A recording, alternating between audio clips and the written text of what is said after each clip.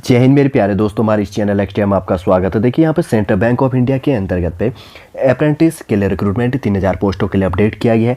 जो भी आपके फॉर्म फिल करने के लिए इंपॉर्टेंट इन्फॉर्मेशन होगा सॉल्ड रूल से इस वीडियो के अंतर्गत आपके लिए हम यहाँ पर जानने की कोशिश करेंगे। इससे पहले हम आगे बढ़े, यदि आपके द्वारा हमारे इस चैनल एक्सटी को सब्सक्राइब नहीं किया तो सब्सक्राइब कीजिए तथा बेल आइकन को प्रेस कीजिएगा, ताकि जो भी कंटेंट जो भी इन्फॉर्मेशन हमारे द्वारा आपके लिए प्रोवाइड किया जाता है तो उसका नोटिफिकेशन आपके पास समय पर उपलब्ध हो जाएगा। सेंट्रल बैंक ऑफ इंडिया है जो भी है, इसके अंतर्गत की बात करेंगे तो सेंटर टू यूसेंस की बात करेंगे तो 1911 एवरेज कैसे में बना है, इतना कोई इंपॉर्टेंट है नहीं, बस बेसिक सा देख लो। Human capital management recruitment and promotions division हो गया सेंट्रल ऑफिसर के लिए। ठीक है, सबसे पहले यहाँ पर वैकेंसी की बात करेंगे तो 3000 पोस्ट है। टेंटेटिव वैकेंसी की बात करेंगे 3000। अगर ओपनिंग डेट फॉर ऑनलाइन जो रजिस्ट्रेशन है 21 फरवरी 2024 से स्टार्ट हो चुका है। Close day for online recruitment की बात करेंगे, रजिस्ट्रेशन जो भी है इसके अंतर्गत पे तो 6 मार्च 2024 है। ठीक है ना, तो आपका क्या है 21 फरवरी से आप फॉर्म भरना स्टार्ट कर चुके हैं। 6 मार्च इसका लास्ट डेट है। 3000 पोस्ट है इसके अंतर्गत पे। डेट ऑफ ऑनलाइन एग्जामिनेशन की बात करेंगे तो टेंटेटिव इसका एग्जाम कब हो जाएगा, 10 मार्च 2024 को इसका एग्जाम हो जाएगा। ये चीज़ भी आपको ध्यान में रखना है। सबसे पहले बात करेंगे तो नंबर ऑफ वैकेंसी की बात है। Detail of the vacancy category wise है, स्टेट वाइज और रीजन वाइज है, लास्ट में मैं बात करूंगा। अभी जो इन्फॉर्मेशन स्टेप टू स्टेप आप यहाँ पर देख लिए। नंबर ऑफ वैकेंसी की बात करेंगे तो 3000 पोस्ट है इसके अंतर्गत पे। Human capital management recruitment and promotion division central officer के लिए। ठीक है, अप्रेंटिस बेस के अंतर्गत पे। एलिजिबिलिटी के जो क्राइटेरिया है इंपॉर्टेंट देखिए, a citizen of India, a subject of Nepal, a subject of Bhutan, a तिब्बती रिफ्यूजी एटसेट्रा 1968 बेस के अंतर्गत पे जो चीज़ होता था। फिर उसके बाद में जो परमानेंटली बेस के अंतर्गत पे इंडिया पे रहते हैं, Pakistan, Verma, Sri Lanka, eastern Africa countries के अंतर्गत पे केन्या हो गया, युगांडा, यूनाइटेड रिपब्लिक और तंजानिया हो गया। अगर बात करेंगे तो इसके अंतर्गत पे तंजानिया और जांजीबार एटसेट्रा यहाँ पर इंक्लूड हो जाता है। जाम्बिया हो गया, मालावी हो गया, जेरे हो गया, यूथोपिया एंड वियतनाम एटसेट्रा जो भी यहाँ पर परमानेंटली बेस के अंतर्गत पर रिफ्यूजी रहते हैं इंडिया के अंतर्गत पे, वो इसके लिए इलिजिबल है। और उसके बाद की बात करेंगे तो यहाँ पर सबसे पहले एज है। एज का होना चाहिए, candidate should be born between 1/4/1996 से लेकर 31 मार्च 2004 के बीच में आपका डेट ऑफ बर्थ होना चाहिए। और कैटेगरी बेस के अंतर्गत पर आपको एज रिलैक्सेशन एज में आपको छूट दी जाएगी। एजुकेशन क्वालिफिकेशन की बात करेंगे तो graduate degree in any discipline from a recognised university और any equivalent qualification recognised as such by the central government. Candidates should have completed and have passing certificate for their graduations after 31 March 2020 के अंतर्गत पे। ये चीज़ भी आपको ध्यान में रखना है। फिजिकली एंड मेडिकली फिटनेस की बात करेंगे तो engagement of the apprentice will be subject to his and her, मतलब मेल और फीमेल के लिए बात किया गया, being declared medically fit as पर the recruitment of the bank के हिसाब से।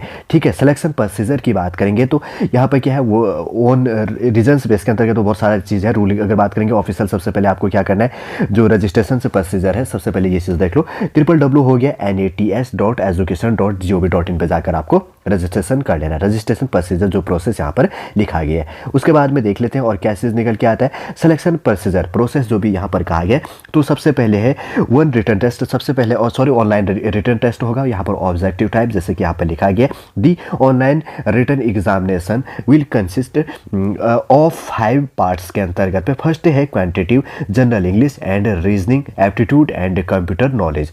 सेकंड है बेसिक रिटेल हो गया। अगर बात करेंगे तो लेबिलिटी प्रोडक्ट बेस के अंतर्गत पे इंक्लूड हो जाएगा। और थर्ड नंबर की बात करेंगे तो बेसिक है रिटेल एसिड्स प्रोडक्ट संबंधी। फोर्थ नंबर की बात करेंगे तो बेसिक इन्वेस्टमेंट प्रोडक्ट संबंधी। और 5 नंबर की बात करेंगे तो बेसिक इंश्योरेंस प्रोडक्ट संबंधी यहाँ पर हो जाएगा।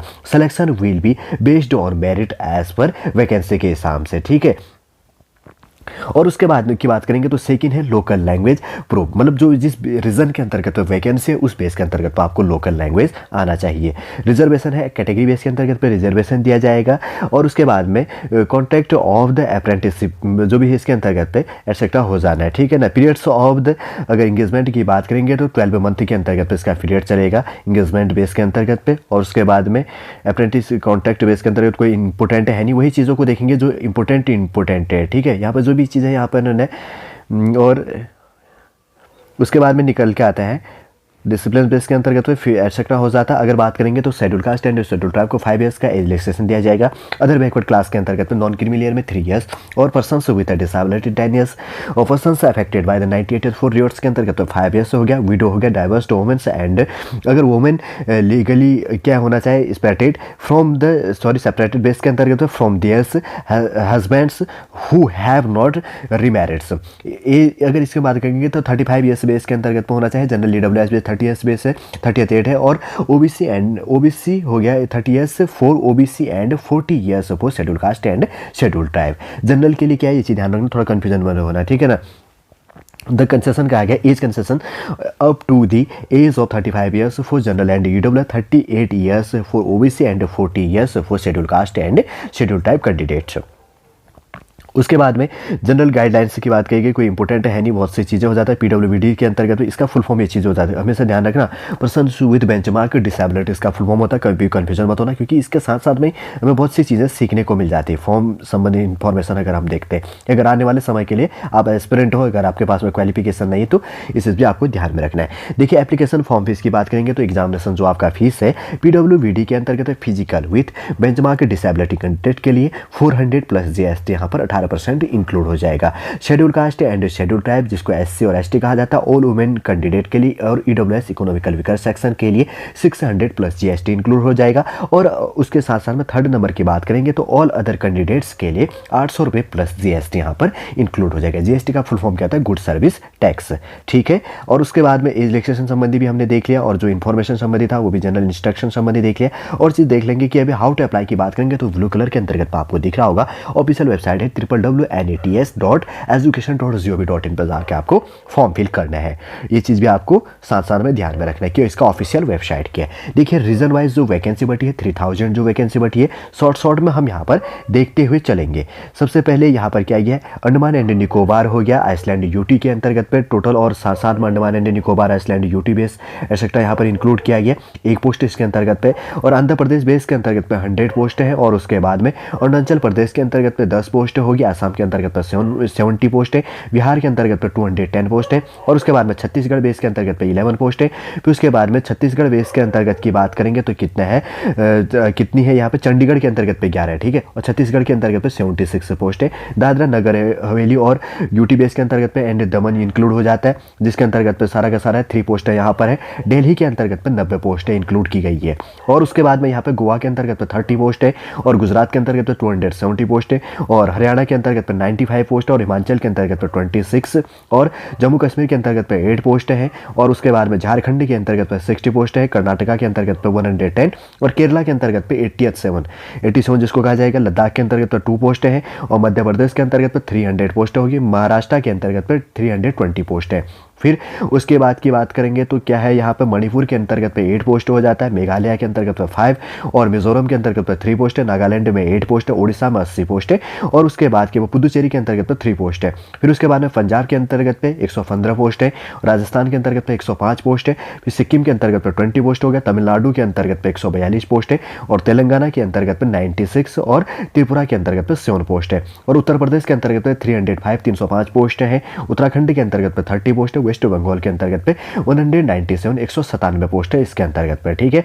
देखिए पूरा इन्फॉर्मेशन देख लिया होगा हमने देखा। देखिए सबसे पहले बात करेंगे तो सेंट्रल बैंक ऑफ इंडिया के अंतर्गत पे जो 3000 पोस्ट थी किस कैटेगरी के अंतर्गत पे कितनी वैकेंसी है ये चीज़ हमने देख लिया, किस रीजन के अंतर्गत पे कितनी वैकेंसी बटी है, इसका फॉर्म फीस क्या है, इसका ऑफिशियल वेबसाइट क्या है, इंपोर्टेंट क्वालिफिकेशन क्या है, सिलेक्शन प्रोसीजर क्या अपनाया जाएगा, कितने स्टेपों पर आपका एग्जाम होगा, किस देखिए जो भी आपके फॉर्म फिल करने के लिए इंपॉर्टेंट इन्फॉर्मेशन था सॉलिड रूप से इस वीडियो के अंतर्गत हमने देख लिया।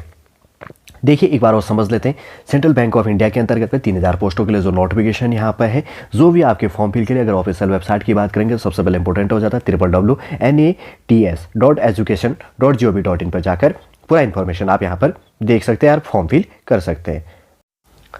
चलिए दोस्तों, पूरा information central bank of India के अंतर्गत पे जो 3000 पोस्टों के लिए जो यहाँ पर नोटिफिकेशन अपडेट किया है, जो भी आपके फॉर्म फिल करने के लिए इंपॉर्टेंट इन्फॉर्मेशन था, सॉलिड रूप से इस वीडियो के अंतर्गत पे आपके लिए प्रोवाइड करने की कोशिश की गई है।